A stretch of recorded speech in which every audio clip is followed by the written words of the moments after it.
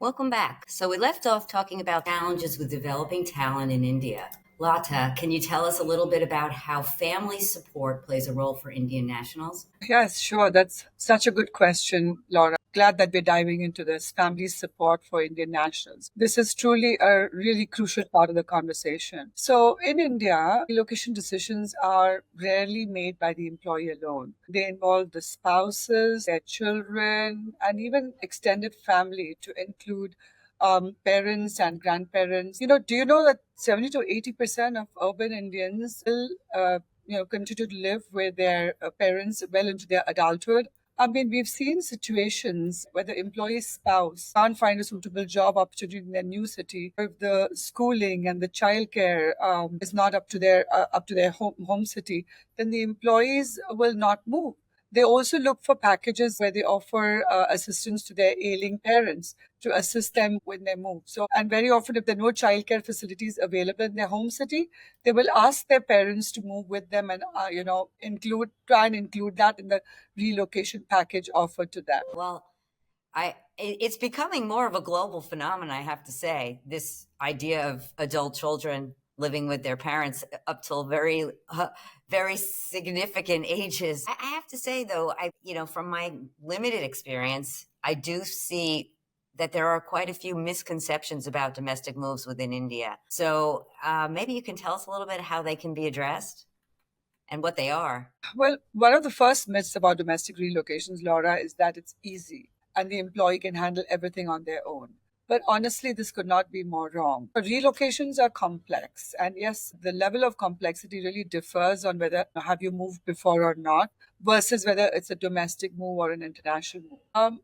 Mobility thinks that relocation costs, because it's domestic, the costs are minimal. This again is wrong. So rental deposits, brokers' fees, schooling expenses, temp housing costs, packing and moving, lifestyle adjustments can really add up to considerable amount of monetary as well as emotional relocation costs, in my opinion. The key to addressing these misconceptions is recognizing that domestic relocations deserve just as much attention and planning as international ones. Providing robust orientation programs, city-specific information, housing assistance, temp housing, cultural training, and family support resources can make a lot of difference. It's all about understanding that these moves are still major life transitions. That I feel is a really important factor, validating and acknowledging that domestic moves are as complex as international moves makes a big difference. Yeah. Well, you're a huge country, similar to the United States or Canada.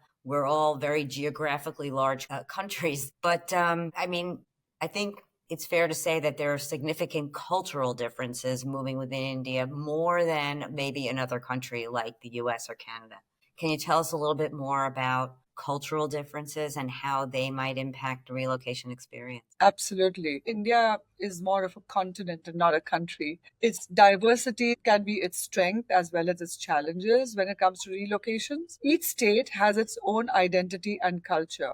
We have 22 official languages and a few hundred dialects, and thus there's distinct workplace cultures across each state. For example, in Hyderabad, tech hubs have a far more relaxed global approach, while Mumbai's corporate culture can be more hierarchical. English or Hindi are not widely spoken in some states, and this can affect day to day interaction. Some states are predominantly vegetarian, there is no alcohol allowed. Again, all these can be really hard to adapt to for a foreign national or a local moving from one city to another, one state to another. Housing and social norms can be a challenge.